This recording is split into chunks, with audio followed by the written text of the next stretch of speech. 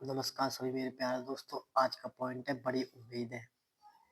तो बड़ी उम्मीदें किस पर निर्भर रहते हैं, क्या मतलब होता है, तो आप सभी लोगों को बताएंगे। बड़ी उम्मीदें, मेरे पास पुस्तक है स्वयं की आवाज़।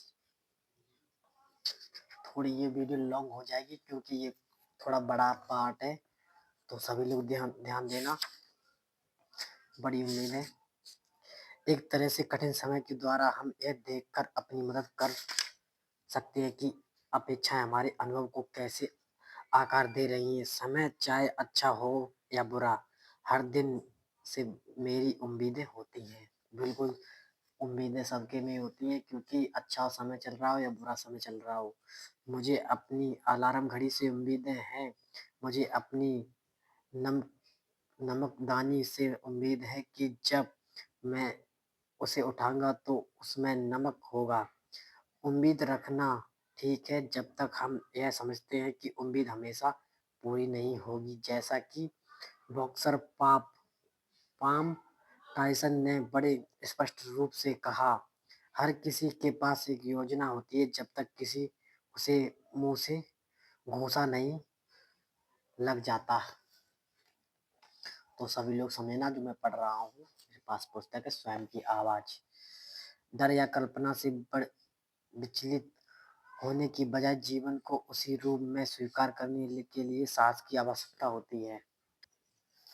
तो आपको महसूस होगा कि ये जगह चेंज होगी, क्योंकि वहां पर मैं डिस्टर्ब हो सकता था, इसलिए मैं जगह वो चेंज करी। जो कुछ है उसके बारे में स्पष्टता हमें ढेर सारे तनाव से बचा सकती है। या जैसा कि सेनेका ने व्यक्त किया, हम वास्तविकता से ज्यादा कल्पना से दुखी होते हैं। क्या होता है जब आपकी उम्मीदें आपके हाथ पकड़कर आपको चलाने लग जाती हैं? ठीक आप शायद एक खाली नमकदानी की निराशा से उबर सकते हैं। मैं कुछ ऐसे लोगों को जानता हूँ जिसके इलेक्ट्रॉनिक ने अगर काम करना बंद कर दिया तो वे बिखर सकते हैं, लेकिन वे जीवित रहेंगे। जब हम दूसरों से ज्यादा अपेक्षाएं रखते हैं तब समस्या गंभीर हो जाती है। अधूरी इच्छाएं के कारण क्रोध और उदासी पैदा होती है, रिश्ते टूट जाते हैं और इससे बहुत गड़बड़ हो सकती है। तो भाई सभी लोग, एक कहानी है, ध्यान देना क्या कहानी है, सुनना सभी लोग और समझना।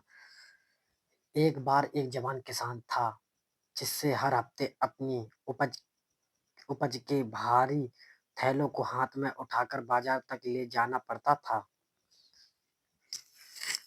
यह कठिन काम था और उसकी भी एक सीमा थी। वह अकेले कितना सामान ले जा रहा पाता। इसलिए उसने कड़ी मेहनत की, बचत की और एक गधा खरीदने का निर्णय लिया।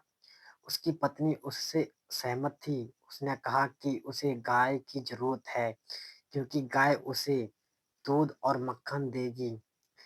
उन्होंने गधे की जगह गाय ले ली।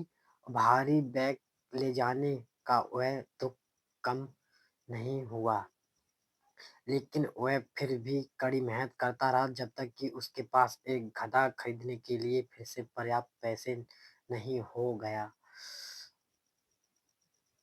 गधे ने उसकी जिंदगी बदल दी। समस्या यह थी कि उनके आंगन में बहुत कम जगह थी और बहुत जल्दी ही गाय काफी बड़ी हो गई। गधा अब डर के कारण दुखी रहने लगा। दरअसल गधे को अब कुचलने जाने का खतरा था। वह आदमी इस स्थिति से निराशा हो गया और उसने भगवान से प्रार्थना की। तो ध्यान देना, क्या प्रार्थना की भगवान से, हे भगवान, ऐसा नहीं चल सकता, कृपया आप गधे को मार दे। तो भाई भगवान से प्रार्थना की कि गधे को मार दे, तब मेरे गधे को उतनी जगह मिल सकती है। तो देखो भाई, क्या भाई आदमी था, जितनी उसे आवश्यकता है। अगली सुबह जब उठा तो देखा कि गधा मर गया। तो उल्टा उल्टा सिस्टम हो गया, मतलब उल्टा हो गया, गधा मर गया। हे भगवान, उसने कहा, मुझे लगता था कि अब तक आपको गाय और गधे के बीच का अंतर तो पता हो गया होगा। तो भाई आपको ये कहानी समझ में आई या नहीं, तो कमेंट करके बताना कि ये कहानी कैसी लगी। समझे तो यस बोलो और नहीं समझे तो नो। तो आपको ये वीडियो कैसी लगी, अगर अच्छी लगी तो लाइक करना। तो जाके मेरे डिस्क्रिप्शन में इंस्टाग्राम की आईडी मैं दे दूंगा लिंक, उसको जाके फॉलो कर लेना। तो आज की वीडियो बस इतना ही। अगला वीडियो है अपेक्षाएं। अपेक्षाएं किसके लिए करते हैं तो ध्यान देना सभी लोग, ये कल की वीडियो में लाएंगे अपेक्षाएं। और बहुत कम व्यूज मेरे आ रहे हैं इस समय, तो थैंक यू गाइस।